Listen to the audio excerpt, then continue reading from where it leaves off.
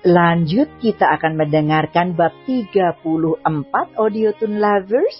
Masih setia menunggu kehadiran Jangan Salahkan Aku Selingkuh? Oke, segera saja kita dengarkan bersama-sama buah karya Renita April. Enjoy listening. Reyhan keluar dari dalam butik, dia masuk ke dalam mobil.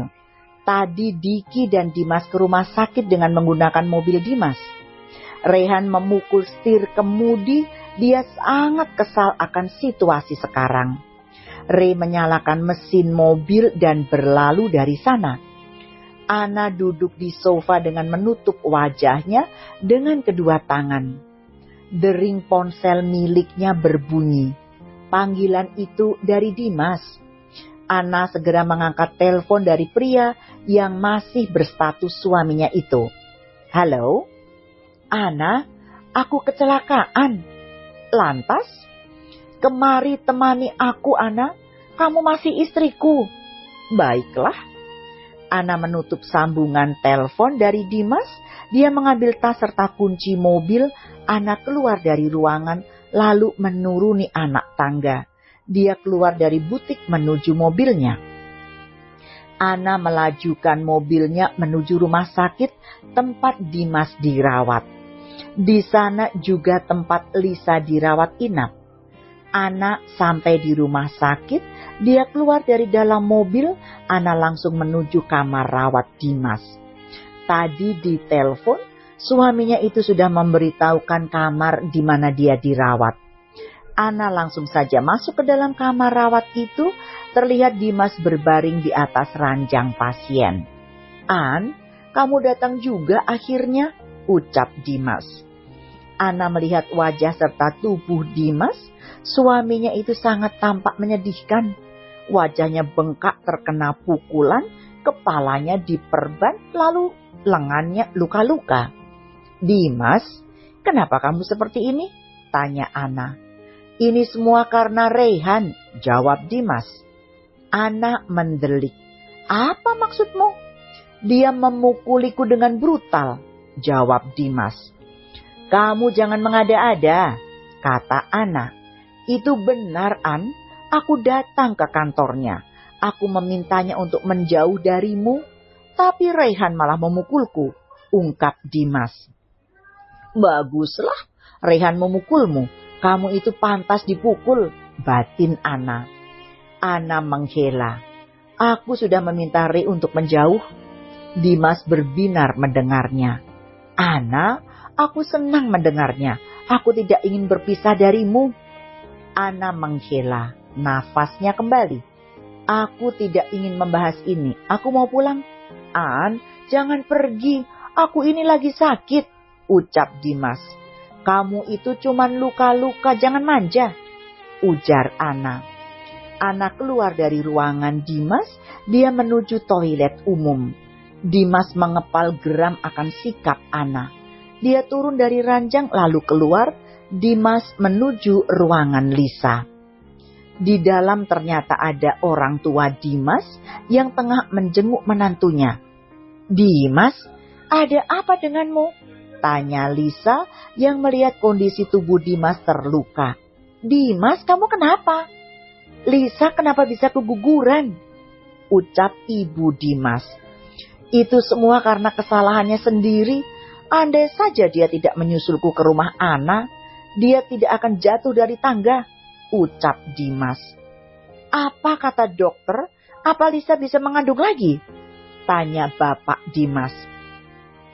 Sangat tipis untuk kemungkinan untuk hamil lagi, jawab Dimas.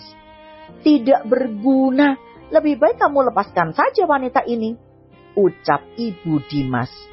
Lisa kaget akan ucapan dari mertuanya. Dia yang selalu disayang malah sekarang dibenci. Dimas beralih menatap Lisa. Memang harusnya begitu. Untuk apa lagi dia di sisiku? Ucap Dimas. Lisa mendelik. Dimas, apa maksudmu? Kamu saya talak, sekarang kita bukan suami istri lagi. Mulai sekarang aku bukan suamimu dan kamu bukan istriku lagi, ucap Dimas dengan lantang. Seperti tersambar petir, Lisa terenyuh mendengar ucapan Dimas. Dia tidak percaya jika Dimas bisa mengatakan hal itu. Lisa sangat yakin jika Dimas sangat mencintai dirinya. "Tarik kata-katamu itu, Dimas," teriak Lisa. "Kita hanya menikah siri. Sekarang kamu bukan istriku lagi," kata Dimas. Lisa meneteskan air matanya. Dia tidak menyangka jika Dimas bisa berbuat hal seperti itu. Habis manis sepah dibuang. Begitulah nasib Lisa. Dia sudah tidak bisa memberi keturunan untuk Dimas. Sekarang dia harus dibuang. "Tega kamu, Dimas. Kamu bilang mencintaiku," lirih Lisa. "Dimas, biarkan saja wanita ini. Lebih baik kamu kembali pada Ana. Dia jelas-jelas wanita yang sepadan dengan kita," tutur ibu Dimas. "Benar, Ana itu wanita berada. Dia sepadan dengan keluarga kita," tutur bapak Dimas. "Aku akan memberimu kompensasi. Ambil saja rumah yang kamu tinggali itu," ucap Dimas. Di balik luar pintu, Ana mendengar semuanya. Tadinya setelah dia dari toilet, dia ingin pulang, tapi langkah kakinya malah ingin ke ruangan Lisa. Tidak disangka, dia malah mendapat pertunjukan seru di dalam ruangan itu. "Mudah sekali kamu mempermainkan wanita, Dimas. Pantas saja orang tuaku tidak menyukaimu. Kamu dan keluargamu sangat menjijikkan," gumam Ana. Ana segera berlaru dari ruangan rawat Lisa. Dia keluar dari rumah sakit dan masuk ke dalam mobil. Ana menyalakan mesin mobil dan menjalankannya. Tujuan Ana adalah ke rumah orang tuanya. Mobil berhenti tidak jauh dari rumah mewah bercat putih dan emas. Rumah itu terlihat sepi, hanya terlihat satpam menjaga saja di luar. Ana memang anak orang berada. Dia melepaskan semuanya karena sudah tergila-gila pada Dimas. Ana sering memandangi rumahnya dari kejauhan. Dia tidak berani untuk datang menemui orang tuanya. Satpam penjaga membuka pintu gerbang saat mobil putih datang dari luar. Ana memperhatikan mobil itu. Supir keluar dan membukakan pintu mobil untuk majikannya. Ibu Ana dan ayahnya keluar dari dalam mobil. Ana keluar dari dalam mobil lalu berlari ke rumahnya. "Ayah, Ibu," panggil Ana. Ayah dan ibu Ana menoleh. "Anak-anakku," ucap ibu Ana yang bernama Ria. Ibu Ana memeluk putrinya. "Kenapa kamu tidak pulang, Nak?" "Ibu, biarkan dia. Bu, dia bukan lagi putri kita," ucap ayah Ana yang bernama Hendra. "Ayah, jangan jual mahal. Selama 6 tahun ini kamu selalu mengintai anakmu," ucap ibu Ria. Hendra terkesiap akan ucapan istrinya. Rahasianya sudah dibocorkan oleh istrinya sendiri. Hendra dan istrinya juga tahu masalah yang menimpa putrinya karena keegoisan dalam dirinya. Hendra membiarkan saja putrinya itu mendapatkan pelajaran, meski sang istri selalu memintanya untuk bertemu Ana. "Ayah, maafkan Ana," lirihnya. Ana memeluk ayahnya. Dia sangat merindukan pelukan dari kedua orang tuanya. Selama ini baik ayah dan anak saling memandang dari jauh saja. "Kenapa kamu tidak pulang?" Hendra meraih wajah putrinya. "Ayah hanya marah sebentar. Kenapa kamu menganggapnya serius?" "Ayah, aku sudah durhaka. Seharusnya aku mendengar semua perkataan kalian," lirih Ana.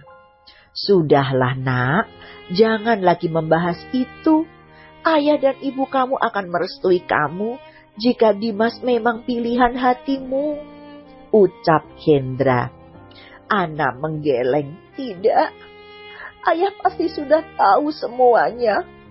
Ana tidak ingin kembali pada Dimas. Ibu Ana menghampiri putrinya. Nak, kamu sudah pikirkan baik-baik. Jangan sampai salah langkah lagi. Ana yakin, Bu, Dimas sudah berubah. Dia suka mempermainkan wanita, ucap Ana. Lebih baik kita masuk ke dalam ya, ujar Hendra. Ana serta orang tuanya masuk ke dalam rumah. Ana melihat seisi rumahnya tidak ada yang berubah. Persis seperti 6 tahun yang lalu saat dia meninggalkan rumah orang tuanya. That's it, I will be back to read next chapter. Segera kembali lagi Audiothon Lovers untuk membacakan bab berikutnya. So as usual, dukung author dengan vote like dan juga komennya ya. Ditunggu oleh Renita April. See you very soon to be continued. Kalau kamu mau dengar audiobook lebih banyak dan gratis, segera download Audiothon.